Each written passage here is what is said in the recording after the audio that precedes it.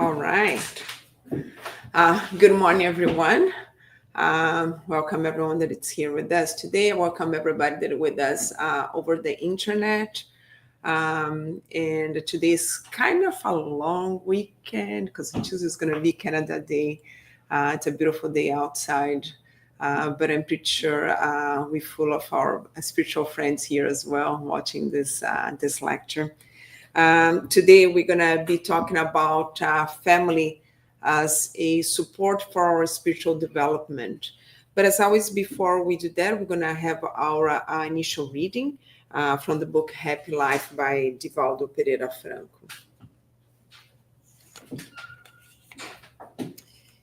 Injuries to the soul are more mortifying. Outer wounds heal easily, while those that swarm within us take longer. Bathe in the waters of confidence in God, of patience, of humility, of forgiveness, and of love. Do not let hate, selfishness, rebellion, or pain mortify the tissues of your soul. Many illnesses of the body originate in a spirit damaged by emotional conflicts or by the acid of moral imperfections. Look after your internal equipment, keeping it free of stubborn aggressions, vices, and irresponsibility. So let us all now here close our eyes and connect with God and with the good spirits here present. And thank them for all this light that shine over us. And that may the lecture of today be a good lesson to all of our hearts.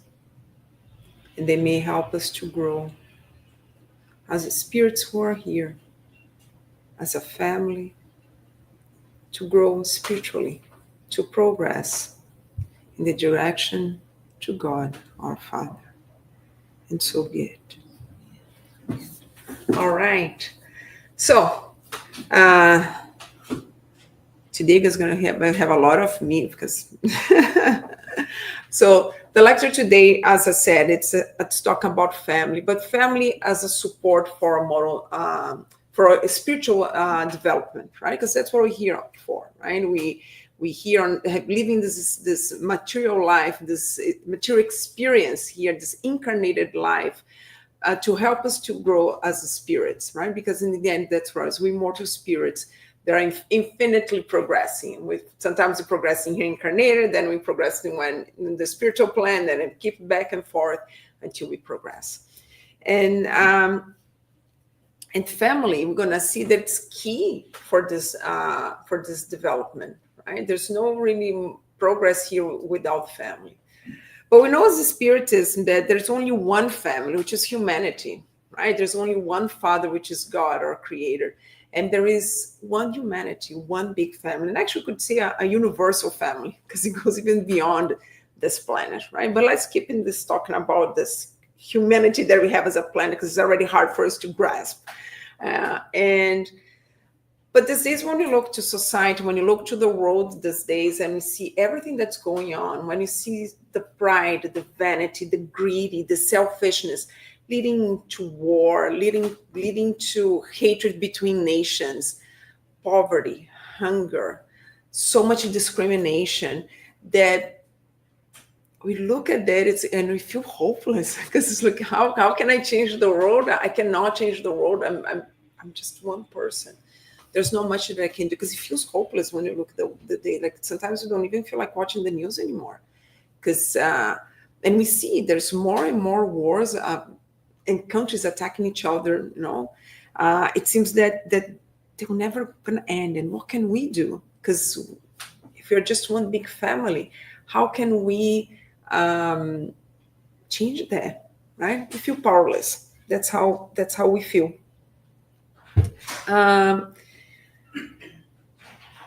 But we need to understand that the world is made of a set of countries, right, and nations And then each country or nation is made of divided states, province, and then each, in our case, divided in province, and then each province is divided in cities. Each cities is divided in neighborhoods. Neighborhoods is divided in families that live together, and each family has their own elements inside, right? This group, this social group called family. So let's compare. And let's take a little step back and let's compare then humanity with the body. Okay. So we have a whole body, right? But then the body is divided in parts. So you have the head, you have the arms, the legs, you have your trunk, okay? But then each part has also parts inside of it, right? You have the muscles, the bones, you have your organs. But then inside each organ, they have their own structures as well. But then each structure of our body is made of cells, right? The whole body is made of this big bunch of cells put together, okay? And inside each cell, it has its own elements inside there as well, right? And the truth is that our body is as healthy as our cells are, right? For you to have, you cannot have a healthy body if your cells are not healthy, right?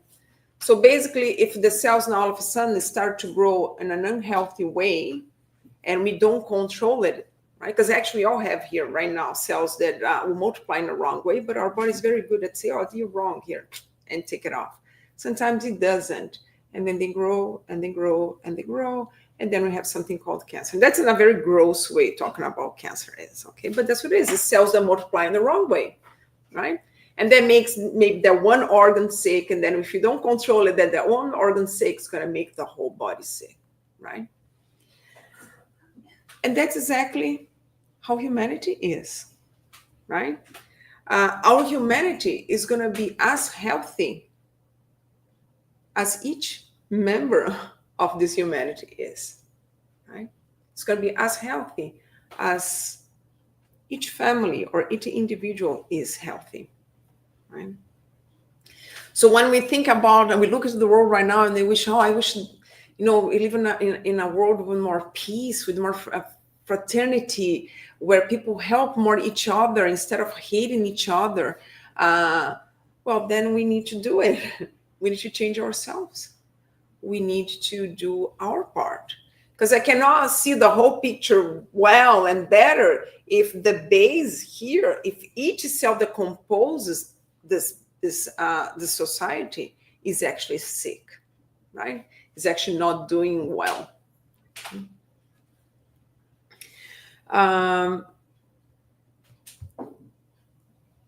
So the same concept that we apply to a healthy body, we can apply to our society. And that's why Mahatma Gandhi gave us the recipe when he said, be the change you wish to see in the world. That's exactly what he told us. No, I cannot go there and change the world that it is. No, I don't have the power. But I have the power to change myself. I have the power to touch the hearts of the people around me. I have the power to change how I treat people around me, right? We start with our family. That we have a power, right?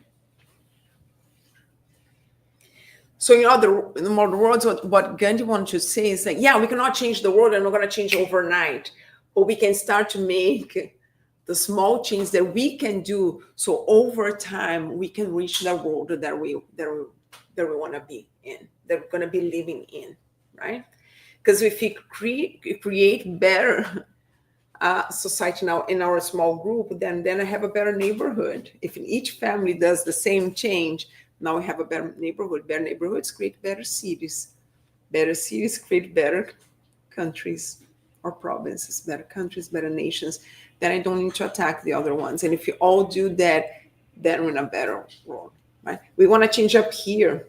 No, we need to change the base. The base is family. The base is ourselves, who are elements are part of this family. Right? Because we have to remember that a family is the first social group that we're part of. It's the very first one. We're born in a family.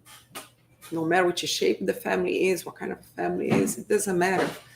But we all being born in a family, right? And we're going to be talking about a little bit this later on, like what's really family. It's not just a blood connections, right?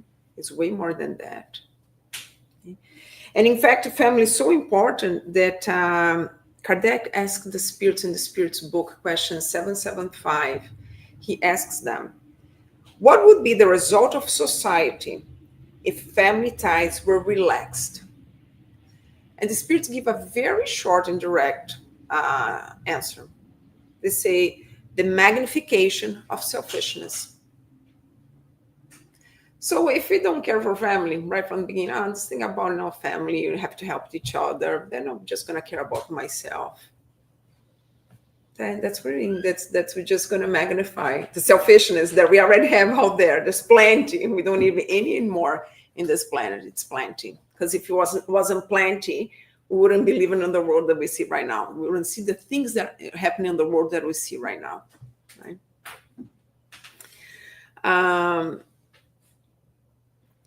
So it's through relationships that we can better ourselves. It's through relationships.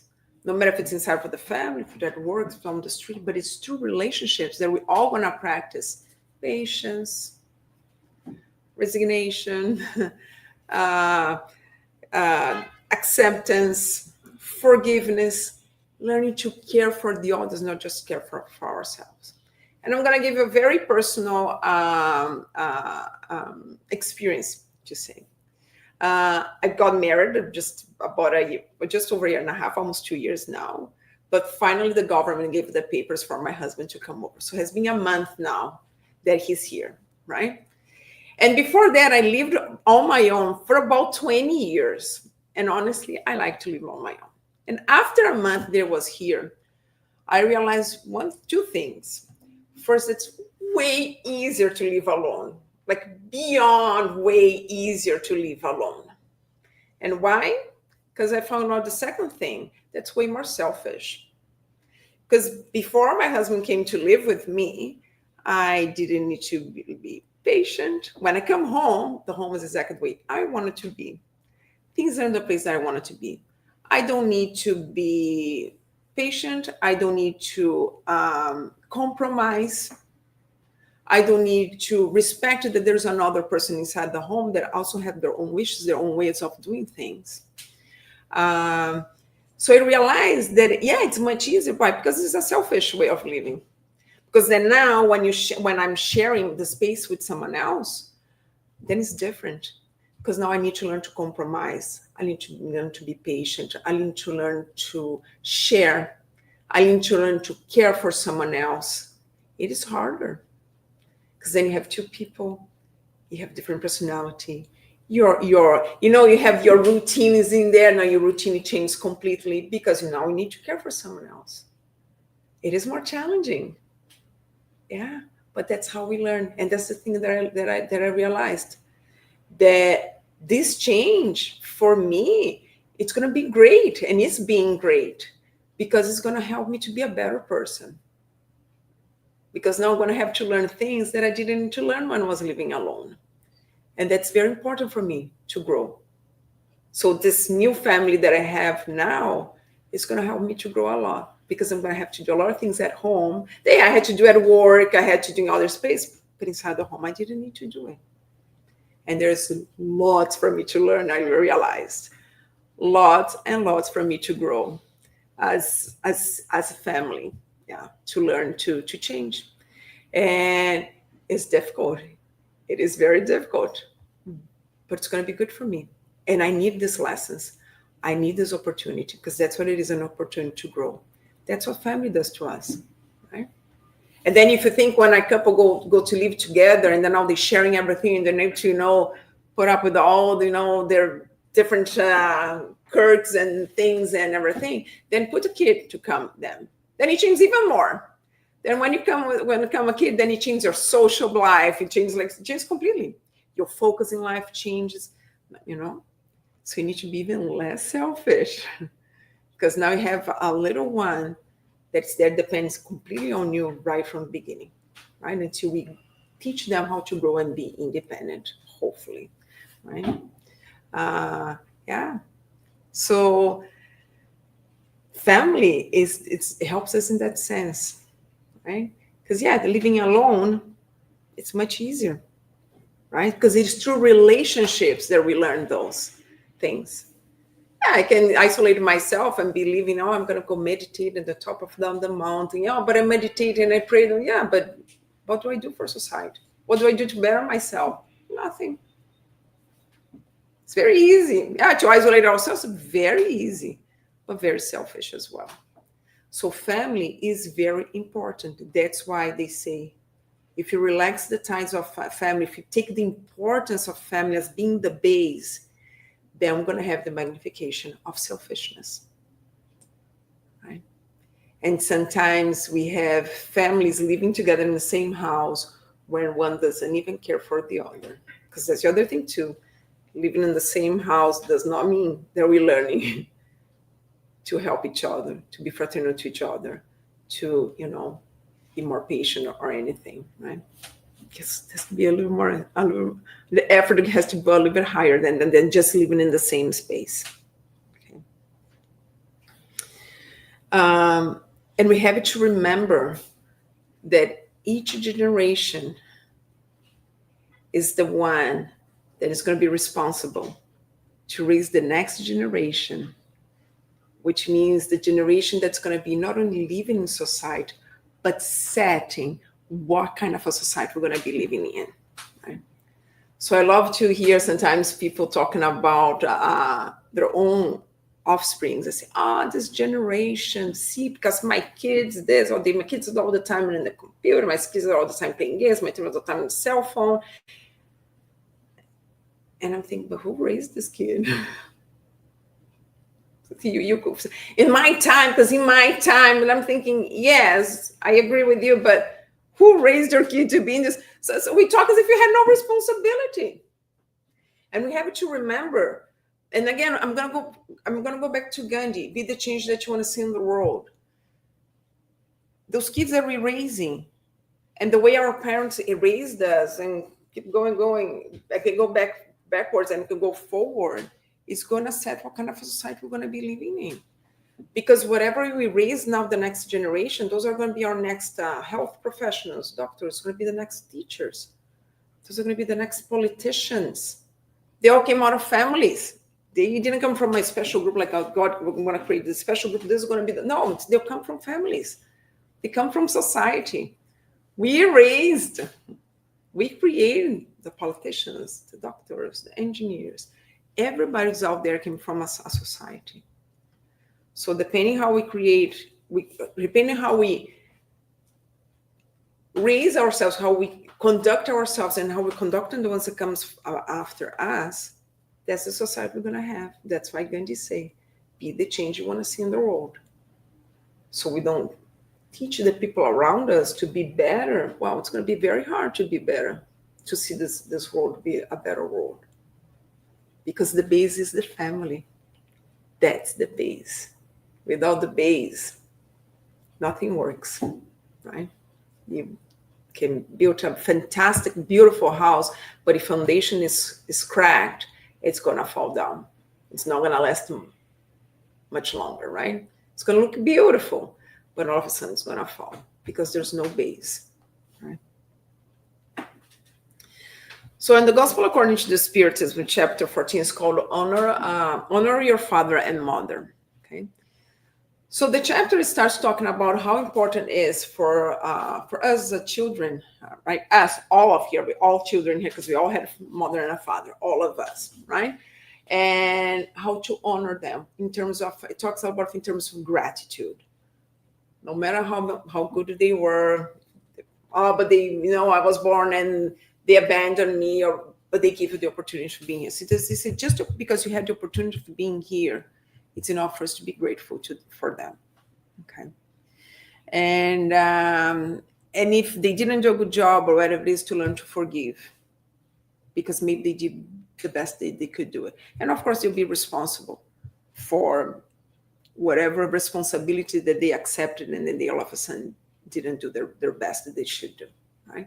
But it's not up to us, and that's what he says in this. It's not up to us to want to punish them for what they did to us. That's up to God. To us, is about forgiving, be grateful no matter what, for us to be all here, because probably a lot of us was there begging to come back in here.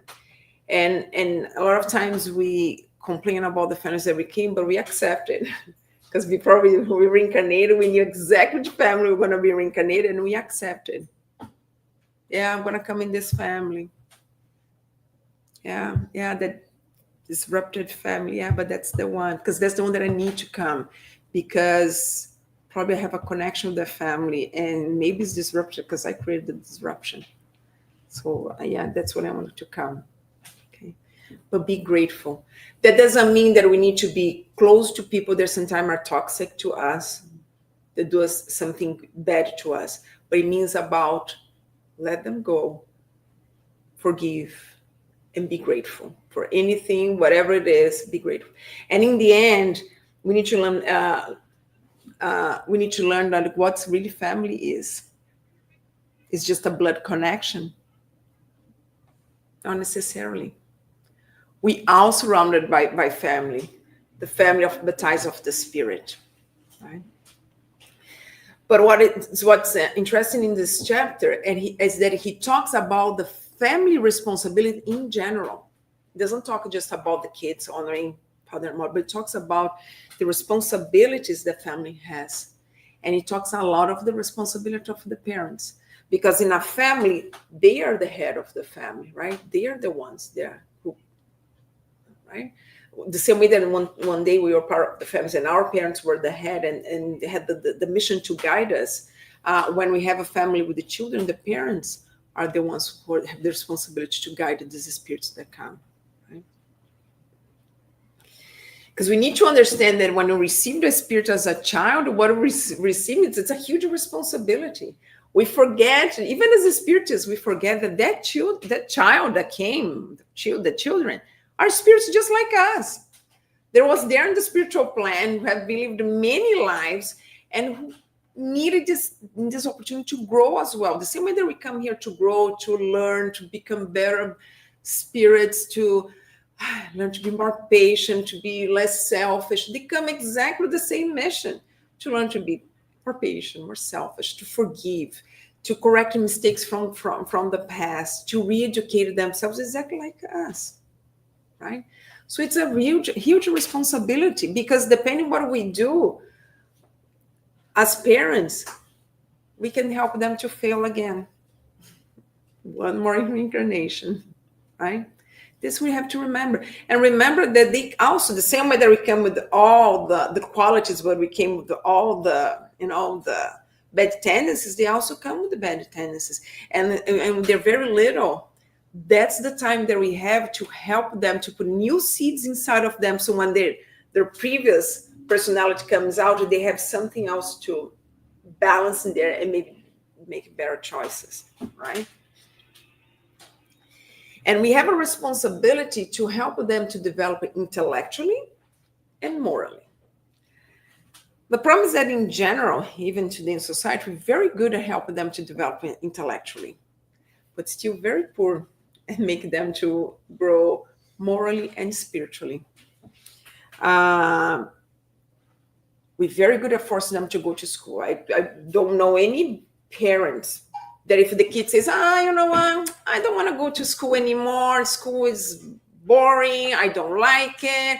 And the parent says, oh yeah, no problem. You don't need to go to school. Yeah, I should just stay home. I'll let the teachers know that you're not coming to school anymore because you don't like school. Do you know any parents that do that? I don't. What we say is like, oh yeah, you're going to school.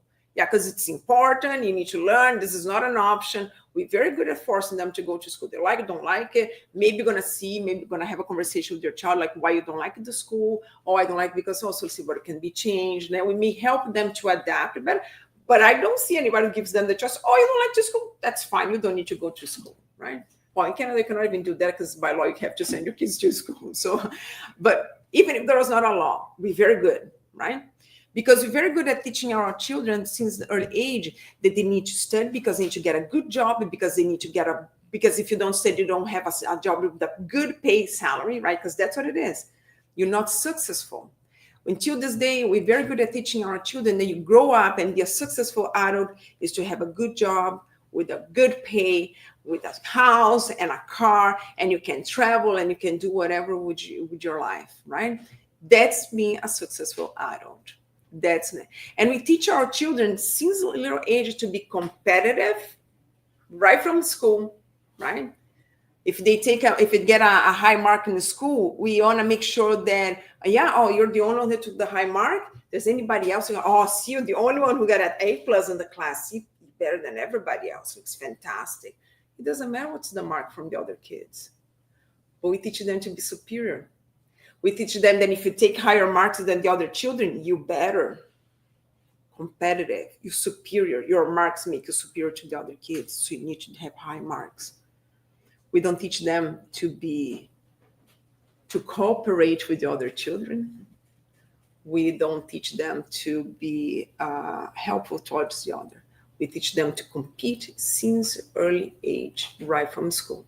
Medals for this, medal because you got there, medal, or because you took this in school, now you're going to get a prize. And we keep stimulating them as a way to, because we think it's a positive reinforcement, right? But actually what we're doing is stimulating them to gain. And every time I do something good, I need to gain something back.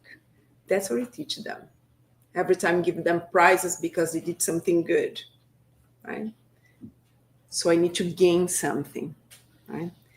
But we don't teach our children that being a successful adult is to grow up to being a decent person. That no matter what kind of a job you have, that no matter what's base salary, what makes you to be successful is to grow up to be someone decent, honest, that no matter which work you do it in an honest way, that you earn your salary in an honest way without stepping on other people. That's being successful is to become a better human being, someone who's more fraternal, who thinks about the people around you. How many conversations we have with these kids about this? Probably zero. But the conversations about how they need to study, how they need to get jobs, how they need to make money, we're very good at it, right? And then we can have now in a society when we have a lot of people there in a high-paid salary positions, taking medication for depression, unhappy with their own lives. Is that success? So we're still teaching in the family, we're still teaching our children how to be successful for this life here, for this incarnated life, and forget that we should teach them how to be happy as a spirit, as a life that's going to go beyond this life here incarnated, right? So that's the problem here in the family, right? And we have to, and that's why, and you see how the society, how humanity represents what we teach as a family, as each individual self. What we're looking in society in the last 100 years, a huge intellectual growth, especially if we put the next 50 years alone, a huge intellectual growth. Like technology has grown like there's no tomorrow. And morally, did we get better? Yes, we got better. It was definitely way better than we were 100 years ago, 200 years ago.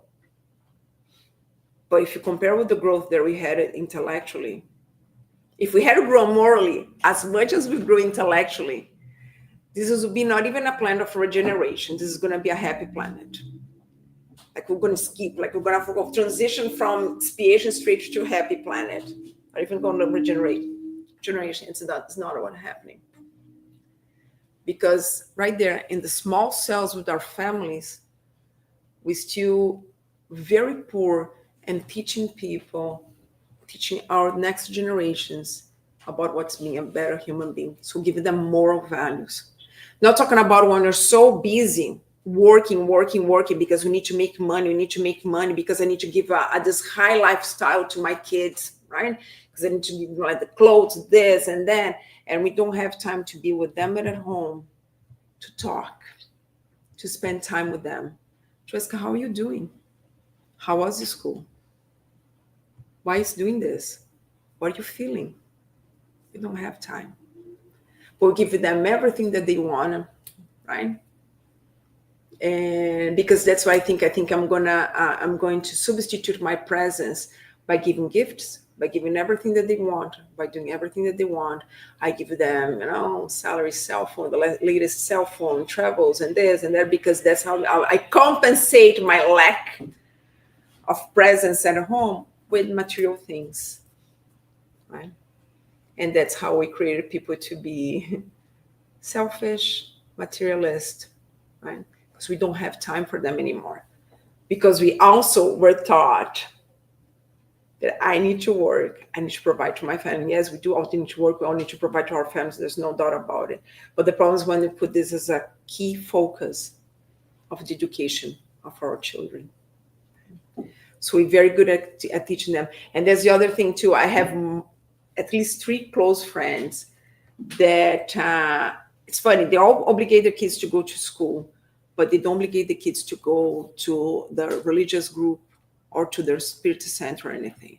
Or when they grow up, they will decide what they want to be. Or I don't want to impose a religion to them. It's not about imposing a religion. It's about give them that there's this other part of life, which is your spirituality also has to be developed.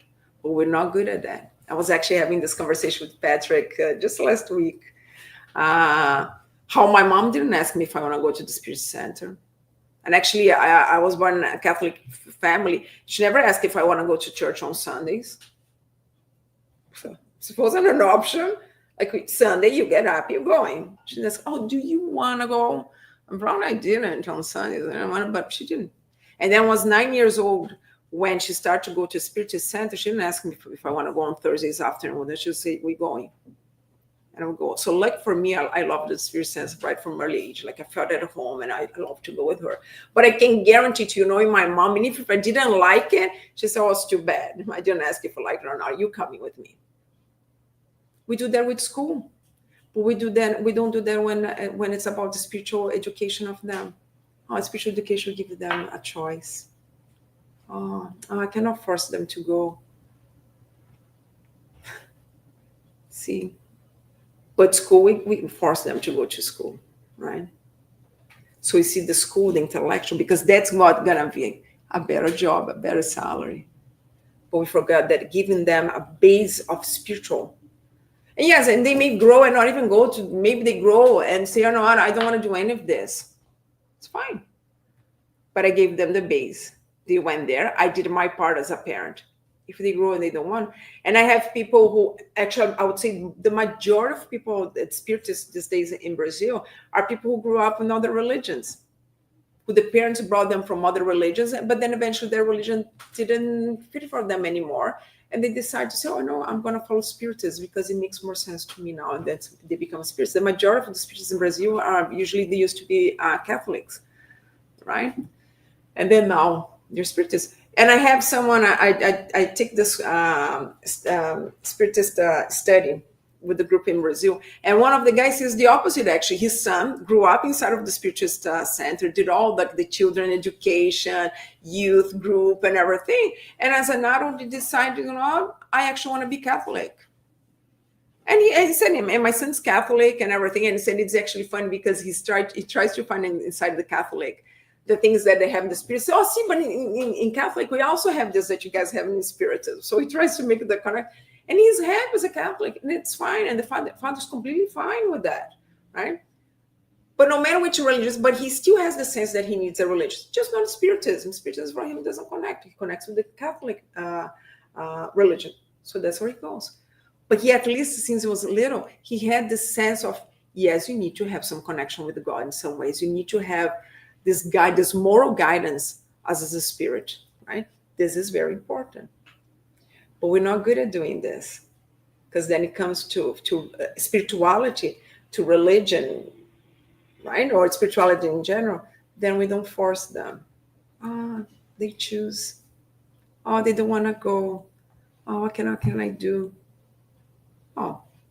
I don't know. My mom, I don't know if I'm knowing my mom, like really, there's no choice for her, neither for school, nor for spiritual development. That's like my mom's a little bit too tough. She sent me to one time to school. I was vomiting. Like I woke up in the morning, I was sick, vomiting. She sent me to school anyways. And then of course the school sent me back because I went to school and vomited again, and they sent me back. That's my mom. Okay, so don't need to be that tough as my mom. But there's no choice. And Patrick was saying the same thing. Yes, I remember as a child, I would go to Spirit Center and I thought I was bored, but there's no choice either. Like, yes, you're going, right?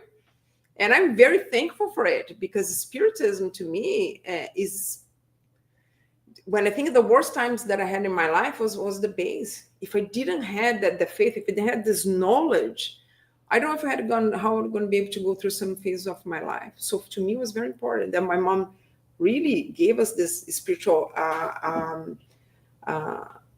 opportunity of being there, of learning, of being part of it, right? That bring us the importance of having this moral learning as well, right?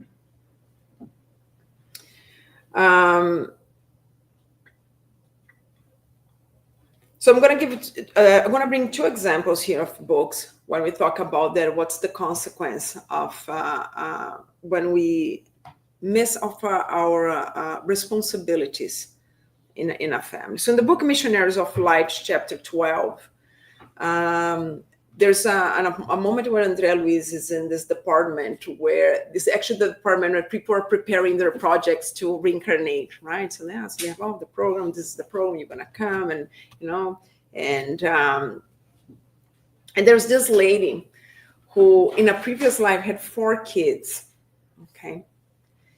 And she's now gonna reincarnate and receive the 4 kids back again. And what happens in a previous life is actually, it's interesting because in the book they describe as excess of love. So she was a loving mother, had those 4 kids, loving mother, really loved her kids, but very permissive. Oh, they're just kids, let them do whatever it is. So she was very kind with them, very nice, but gave no directions to them, because she was so in love with them that she gave no limits to them.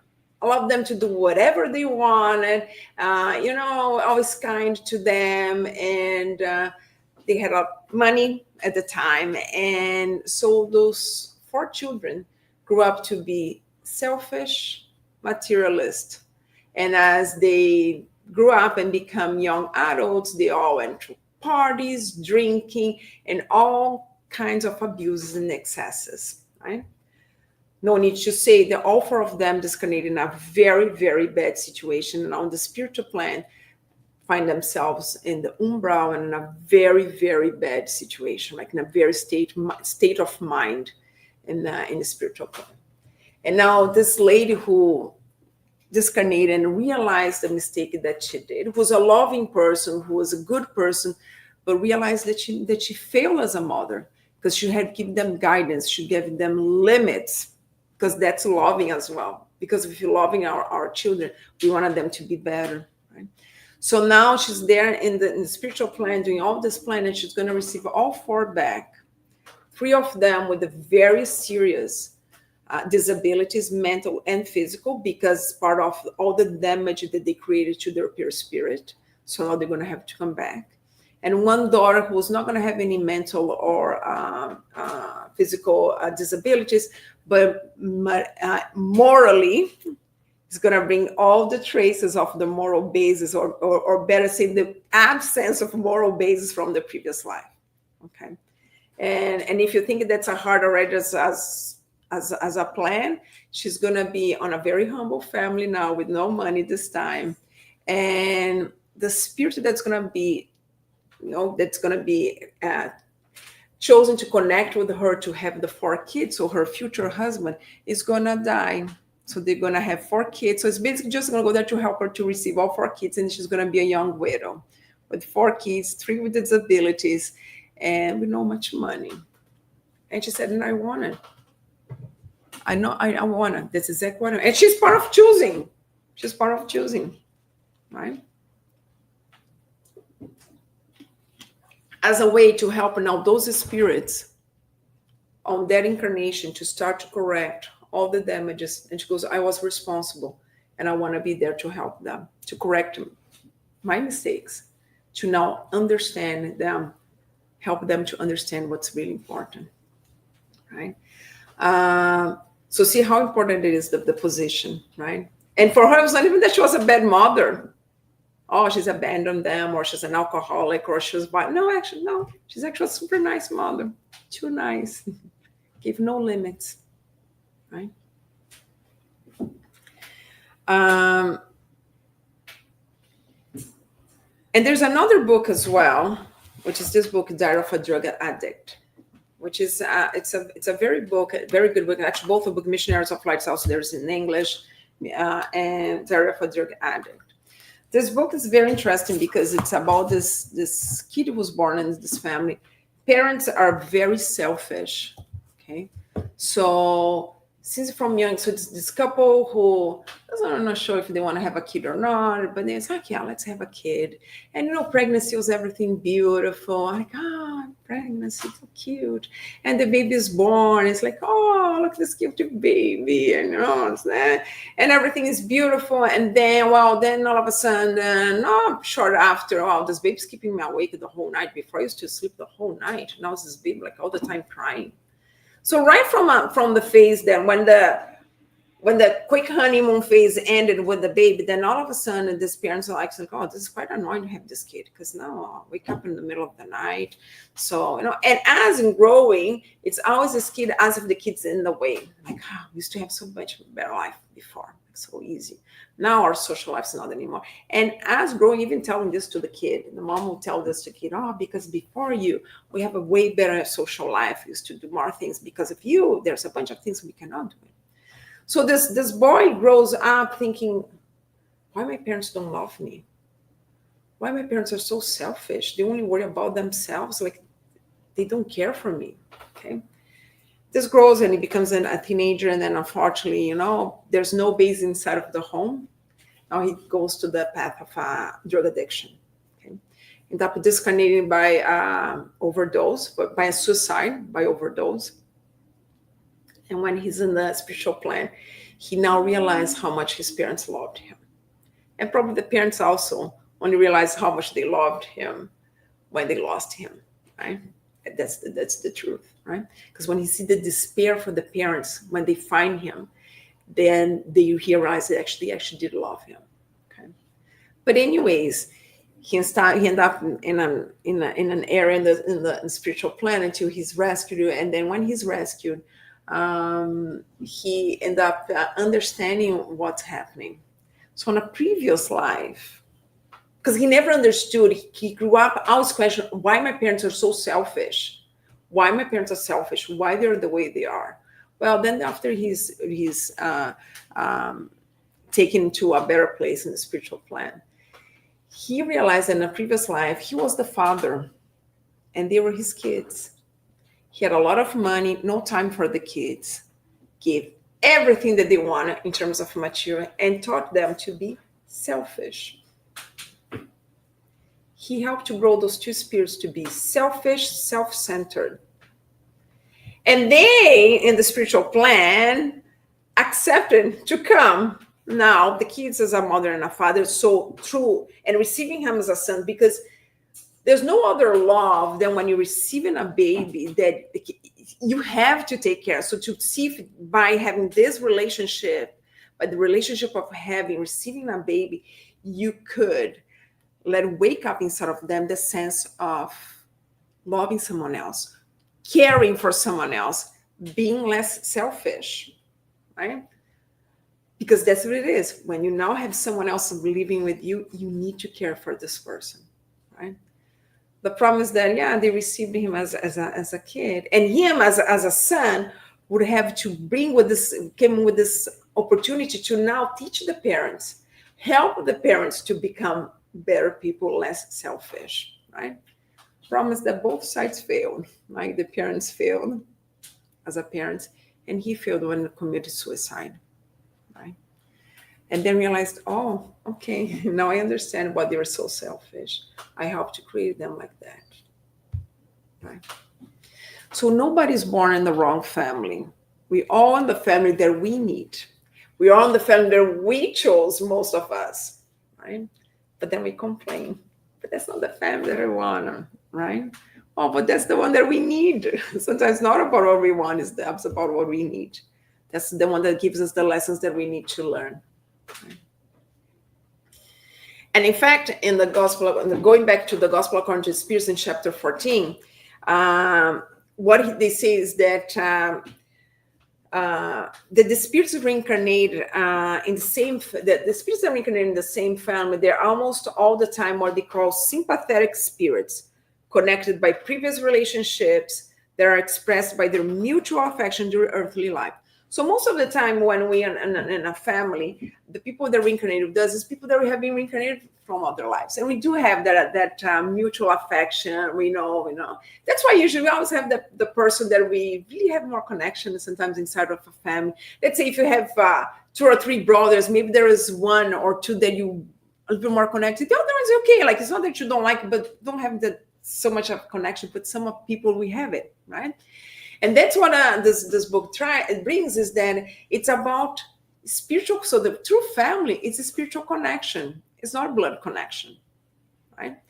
Because sometimes we could some people are a single child, and then sometimes the parents die, and they're raised by someone else, by the grandparents, and that's become the family. And sometimes we even in our family, sometimes I have a better connection with my uncle, or maybe with a cousin than I have with my brother and sister. Sometimes we have a connection with a friend way stronger than we have people in our family. Why? Because of the spiritual ties. That's our spiritual family. The family that we have affinity, spiritual affinity, that's the people that we connect more. And we all surrounded by our spiritual family, either through inside our blood family or inside the rest of the parents or friendship, but we all connect. We all surrounded by our spiritual family, right? So we should never complain. We never left alone. God will never say, okay, now we're going to send you alone and stay there. We're going to keep all your spiritual family here and you go alone. There's no such a thing, right? I was reading a book now from Ivone Amaral Pereira. It's actually a triologist, 3 books. And one of the spirits there, by the 3rd book, is already like making mistakes. And then by the 3rd book, she's not going to be born anymore in a family when the people in the family is her spiritual family. But her spiritual family is going to all reincarnate and be around her in the other forms. It's just not in the family that she's going to be, like blood ties family. But the family, her spiritual family is beside her the whole time in the form of other people that she needs to be, to give her the support that she needed. And you see that in the 1st book. Actually, the 1st book is inside the family, that is her spiritual family. Then 2nd time, kind of again on the 3rd, now you're going to go to a family that you need. But we're still going to be with you, but more here in the outside, but with you. Right? Unfortunately, Phoenix on the 3rd book as well. It's okay. That's what we do as well all the time, right? So the true family ties, it is the spiritual, not the blood, okay? But we also have in our family, the ones that come, they're the ones that we have antipathies from the past, right? So we have debts with those people, right? Have been hating each other, and that's what it is, family. That's why in the family sometimes, like we see on the book, that of a drug addicted, he came in the family. Why? Because they need things to sort it out. Mistakes were made, and then obviously they hate each other in this case, right? But there's a mistake made in here, and then all has to be connected to come together again, right? And you see that the whole selfish still is the theme. Why? Because we need to sort this selfishness, right? But sometimes it's to correct hatred. In the same book, Missionaries of Light, talks about the reincarnation of Sigismund. Sigismund is going to reincarnate in a family where the father that's going to receive him they have been hating each other for a few past lives, right? And actually, in fact, I think killing each other, right? And what the Gospel according to the Spirit tells us is that sometimes no, when us as a spirit, we discarnated hating someone or want to revenge someone, we're going to bring this sentiments to the other side, right? And sometimes some spirits realize like, okay, I cannot do this. I cannot keep hating this person anymore. I cannot go try to revenge them anymore. I need to change. But every time I get close to this person, it comes all back. So what they do, they stay many, many years in the spiritual plan, preparing, studying, come down to the point that, okay, now I can get close to this person and I'll accept it to be born again in the same families as a brother and sister, father and son, mother, daughter, doesn't matter, but now I'm ready. And that's what happens with Segismundo. He's now ready to accept to come as a son of someone that he had killed in the previous life, but then on the other before he was killed by the one. So it's now it's time, and I'm ready to go. Right? The book doesn't say how it's going to be after he's born, just it shows until the whole process of reincarnation. But those two spirits probably growing, it's going to have that animosity in there, right? And that's why the people around and in the family, it's so important to help that two spirits they're trying, that shocking against each other, trying to help them, right? Sometimes a father and a son that's always shocking is the loving mother that comes and try to say, hey, what you're doing is wrong. But it goes to the other side, well, what you're doing is wrong. You should look at this. You should look at that. To mediate. And that's what I should do, right? Sometimes as a brothers and sisters, we can go to the brother and say, hey, I know dad or I know mom does this, but did you think about that as well? So, we all part of a family needs to help these spirits to solve this issue, to teach them to be more forgiving, more fraternal. As a family, we all have to work together, right? So that's why when we talk about family, it's so important. It is the base of society. That's where we're going to learn, because it's very hard for someone who in the base of family didn't learn to be more charitable, care for others, be less selfish, less proud, to go out there in society and be different. Usually kids are going to be, if you're inside the house, you're taught to be selfish, self-centered, that's how you're going to act out of there, right? Or if you didn't learn inside the home by love and giving limits and teaching moral values is loving, well, they may learn out there, but then it's going to be by pain, because then it's going to be difficult to live in society, right?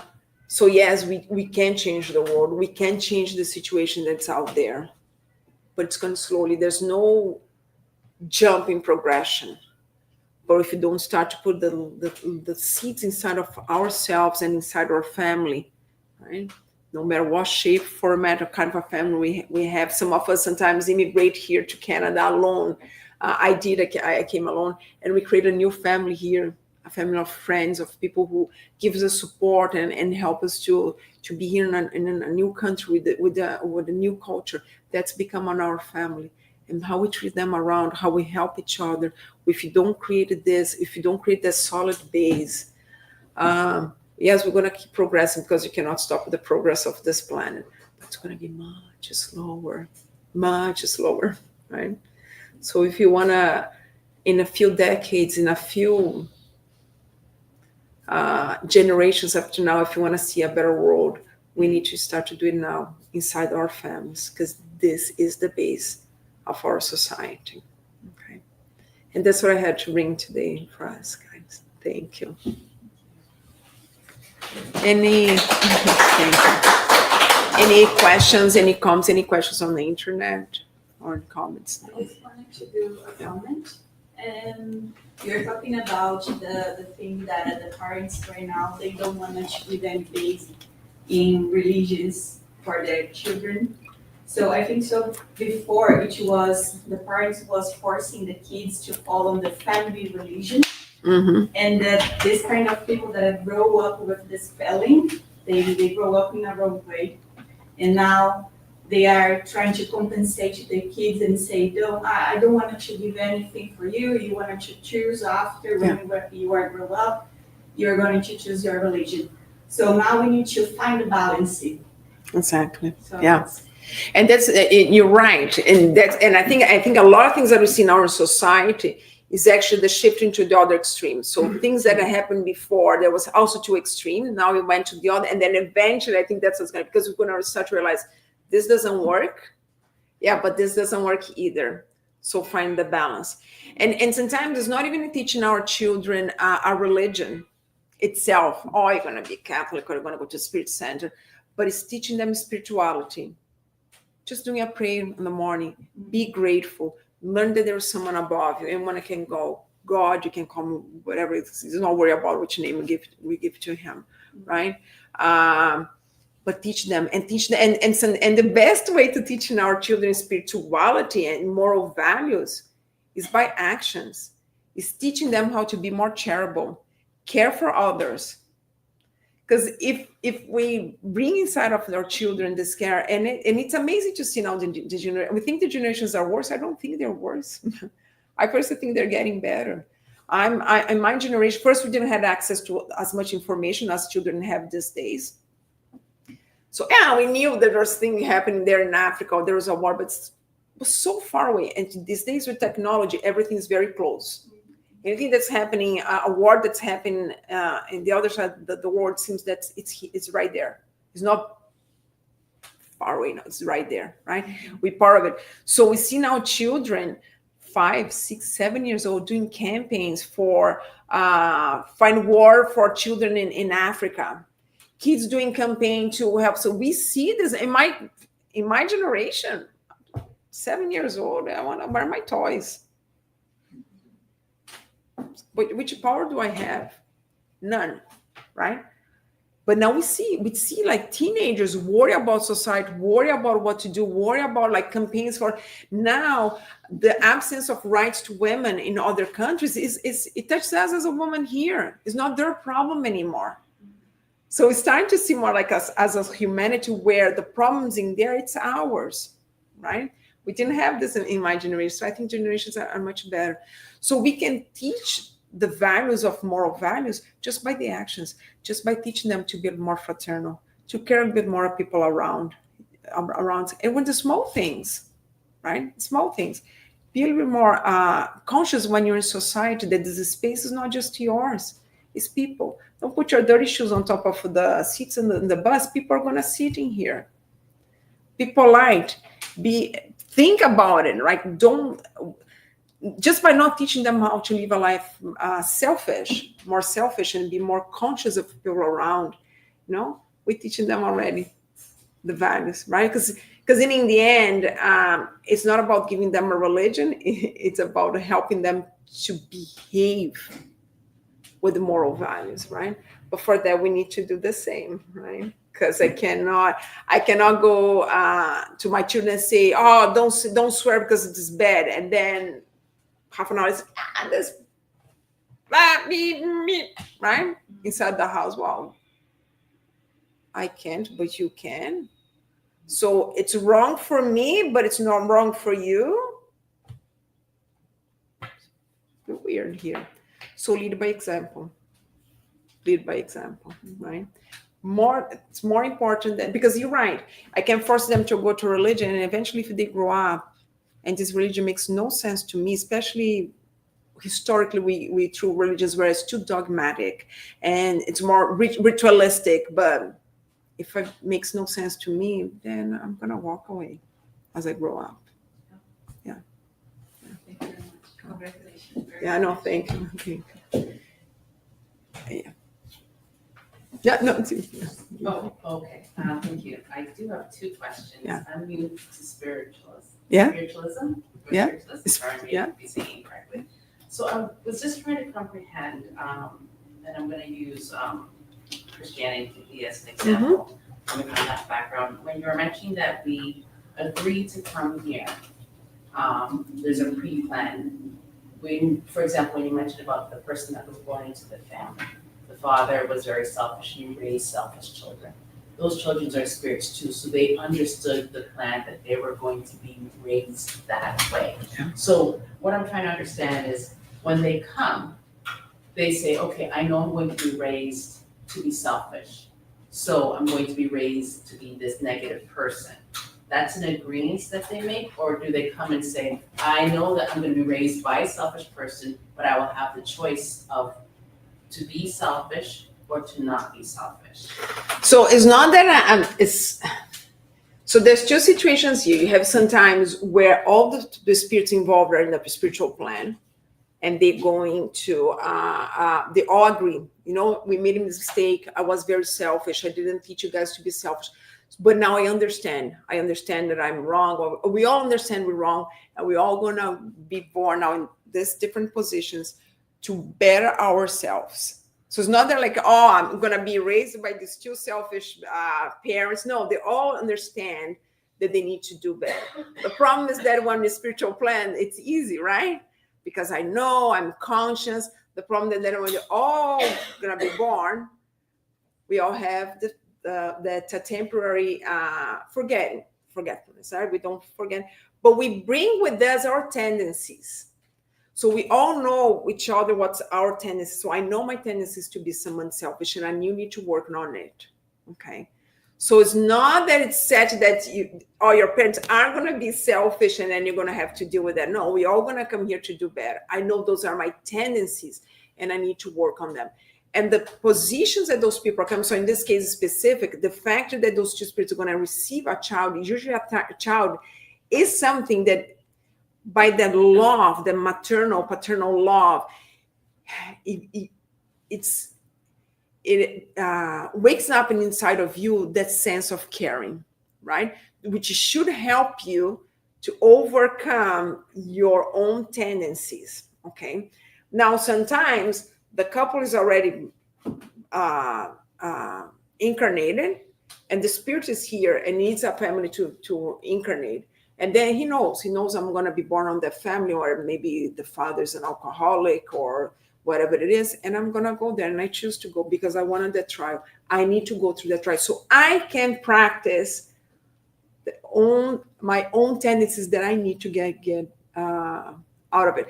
Because for example, if I'm a very impatient person, okay, but I'm born in a family where everybody's super nice, and how am I gonna be practicing my patience?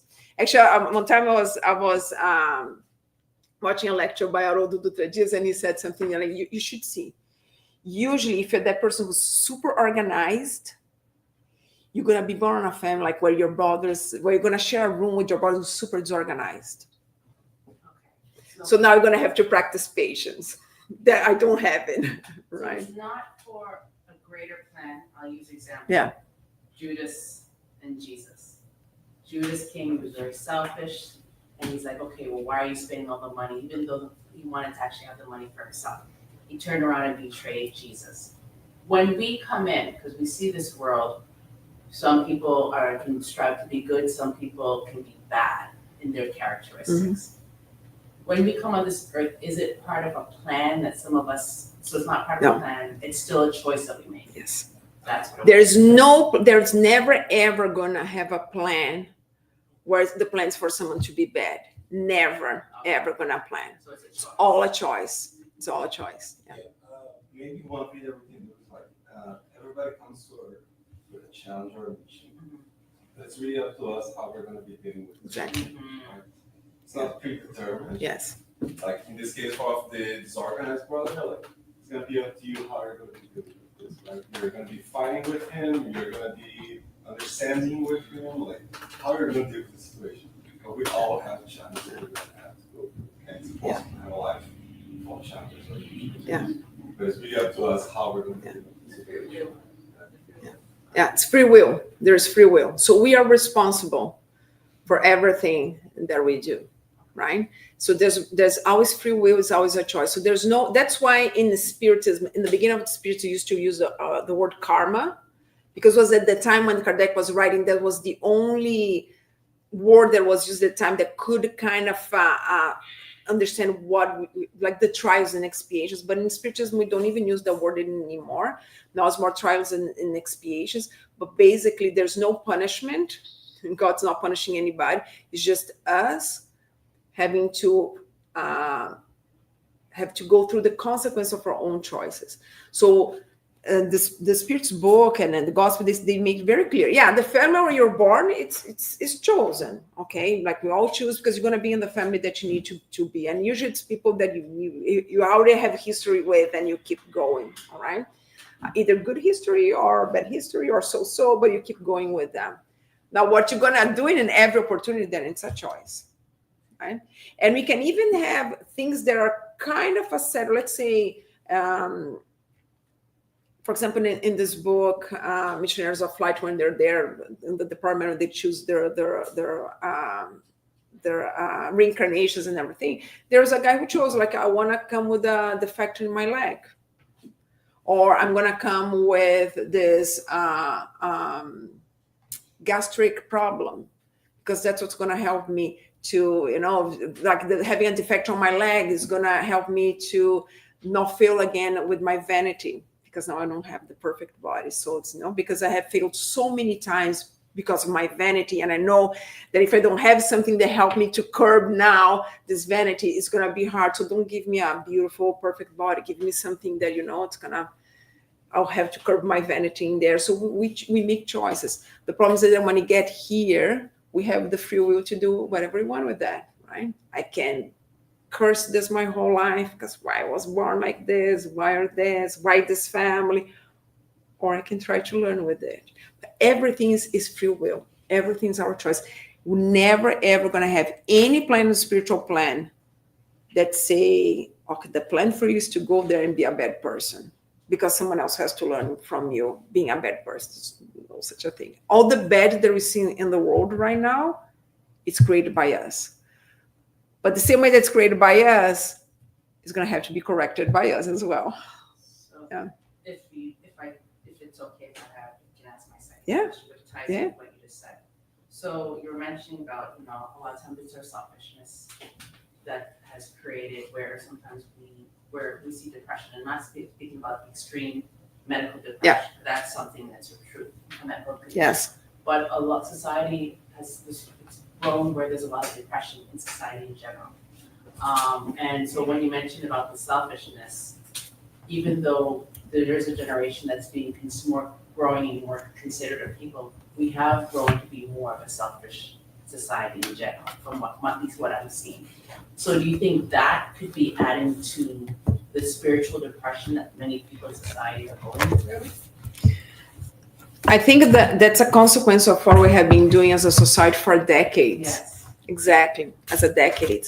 We created the society more and more materialistic over the centuries. Actually, I'm even going to, and actually, if you go back to 2,000 years ago, then when Jesus, that's why his teachings there 2,000 years ago is still very valid to this day, because we haven't changed. Yeah, we changed a lot. I'm not going to say we changed a lot, but morally, yeah, still a lot to go. But also my thought of train. But it is a consequence of everything that I've done. It's like centuries of everything that we have done, of being, because if you think, like, we have for centuries, millenniums, we have been greedy. Look at history. Let's just go the last 2,000 years. Even the Crusades, they're supposed religions were like in name of Jesus and God, Christianity, and we go there and kill a lot of people. No, we're greedy. We wanted to dominate the area. That was about money. That was not about religion. For centuries, using religion to dominate, to enslave people, to do look what we're doing, and it's always based on greed, on selfishness. Well, the problem is one time, at some point, we're going to catch up with it, right? And now we're in a society where, because things change a lot with the industry and everything, so now our jobs are more intellectual, right? We still have a labor job, but in general, in our society, when you go back 200 years ago, which is a lot of a labor intense, now it's not so much.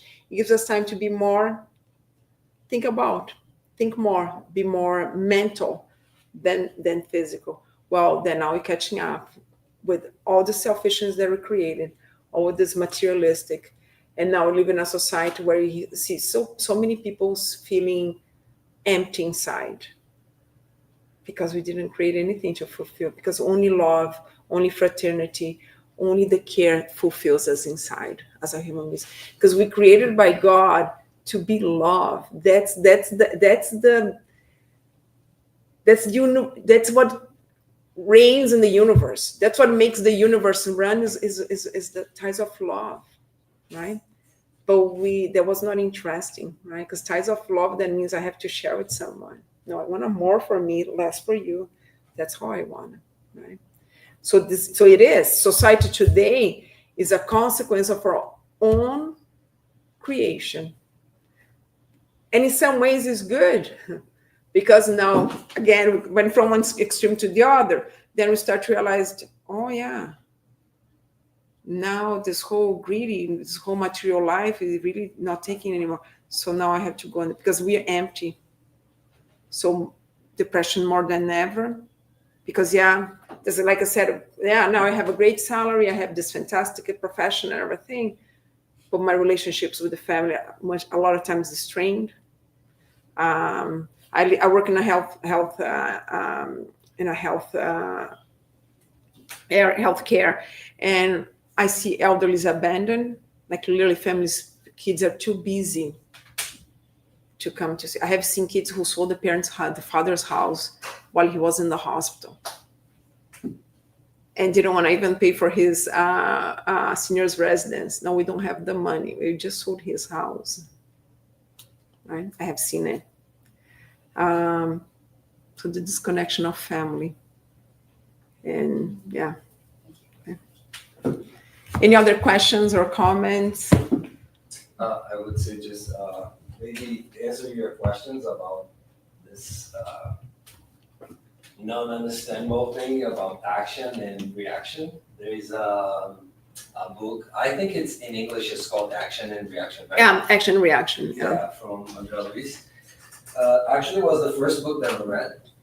And then I fell in love with Spiritism because of this book, because it's kind of answer a lot of questions based on real life. So based on other people's story, and then you can bring that and relate to yourself. Yeah, so this one I would say it's one of my favorite, just because it brings a lot of real things into your life, and then you combine and see, okay, this might be a question, whatever I have in my mind. Yeah, I would say. And that's, I think, of beauty of Spiritism, that there's no punishment. God does not punish anybody. There's no such a thing. Like, oh, sin, you committed a sin, you're going to be punished. There's no such a thing. It's a loving Father that gives us the chance to restart, reconnect, and fix, right? And re-educate ourselves, fix. And he's not in a rush. It's going to take 1, 2, 3, 10 reincarnations. We're immortal spirits. It's fine. It's whatever time it takes us. And sometimes you could see, like say, two brothers that are born in a family, and then they discarnate and they still, but maybe they need more than one. And you think, oh, see, that was a waste of no, it wasn't. Because maybe even shocking themselves on this incarnation, at least they didn't kill each other. On the last one, they killed each other. This one, they didn't kill each other. Yeah, they still don't like each other. But maybe they need more to do it. So nothing is wasted. Nothing is wasted, right? Everything's learning. Yeah. I'll probably email them in. I got it now. Okay, Thank you so no much. problem. All right. Do you have a question or a comment? As you said, family is a tool for a spiritual growth. Okay? The main responsibility for spiritual education falls in the parents, right? Mm-hmm. If in some way they fail, does that free the children from responsibility? Sorry. Do those children receive help for their spirit guides or the spiritual realm if their parents fail them? Yes. Yeah. So that's the other thing too. I know people close to me that The parents were not really good parents.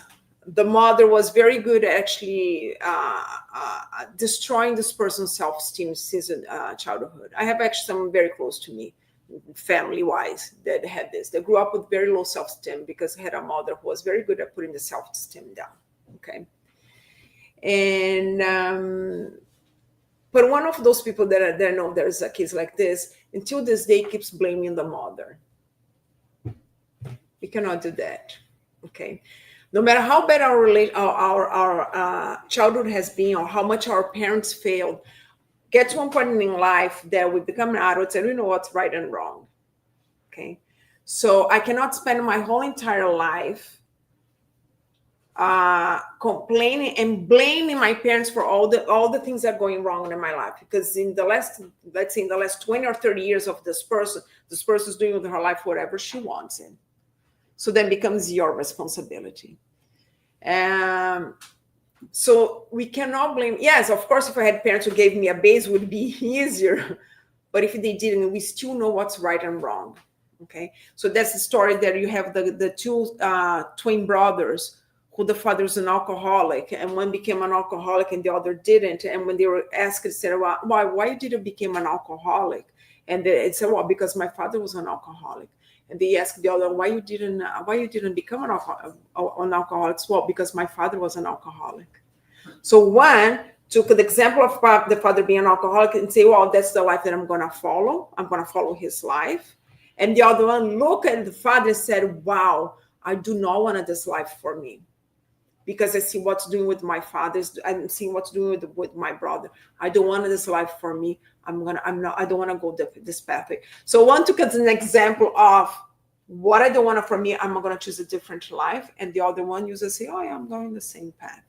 So we cannot use our parents to blame for all the things in my, yes, of course, what happens in our childhood can bring us traumas for the longest time. So you know what? Find a good psychotherapist, a good psychologist, and go work them inside of you, okay? Because we cannot blame for the rest of their lives. And the spiritual plan always going to bring people around us to help us when one of them is absent. I remember I talked with my psychologist one time, and he was telling me the story of a client that always complained of his father because father abandoned when he was a child, and I was angry at the father because I never had a father. I was abandoned because he abandoned me, and I grew up without a father. And then everything he blamed is because I grew up without a father. And then one day the psychologist asking him, listen, you didn't have anybody in your family that helped you then, so who you talk to? Like, wow, I had an uncle. Actually, my uncle, all the conversations that I would like to have with my father, I would have with my uncle. So actually, my uncle's the one who helped me. Because to some conversations you want to have, man to man, like you need that father figure, right? So the psychologist told him, like, wow, okay. Did you ever thank your uncle? And he goes, what do you mean? Because you said you grew up without a father figure, but that seems to not be true. Your uncle was your father figure. He helped with everything that your father didn't help, wasn't he? Wasn't he the father figure for you? And it was the first time that this guy stopped, like, yeah, that's true. And I never thank him. So did he grow up without a father? No, he didn't. He didn't grow up without a father in the traditional sense that we think about family, right? And yes, and that father really failed on his mission, but that's his problem. But didn't put someone else in there to help him. Don't we have sometimes friends that can give you like good advice and say, hey, that's not the path we do. So yes, parents can fail. They can lead us to fail, but that's our choice. We always have our choice. As an adult, we know what's right and wrong. Yeah. And we always have other people around us to kind of help us. Okay. All right. Thank everyone for being here. Thank everyone that was with us over the internet. Sorry, we're going to really over, but I think the questions and the comments were really interesting today. It was really good. Thank you so much, and hoping to see everybody on the internet next weekend.